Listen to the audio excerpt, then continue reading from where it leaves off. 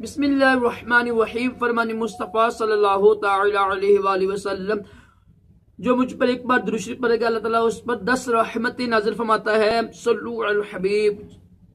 खाने पीने मिट्टी के खाने बर्तन में और पीने मिट्टी के बर्तनों में खाना पीना सुन्नत मुबारक है।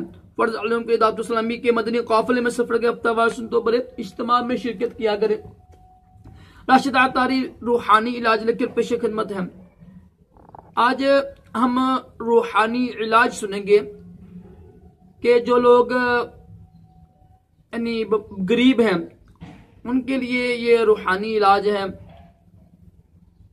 जुमेरात के दिन ना कोशिश किया कि जुमेरात के दिन ना देखिए नाखून तराशना ये सुन्नत मुबारक है। हम और 40 दिन से ज्यादा नाखून अगर वो बढ़ जाए ना, ये बाल भी होते हैं ना, ज़रे नाफ बाल होती हैं, जितने बाल होते हैं जिसमें भी होते हैं, मुछे, ये जो चीजें होती है 40 दिन के अंदर ये मुछे तो धारे हो तो जो से बाल काटते हैं ना, हम नाखून तराशते हैं, 40 दिन के अंदर काटना बहुत जरूरी है वरना मकरू है।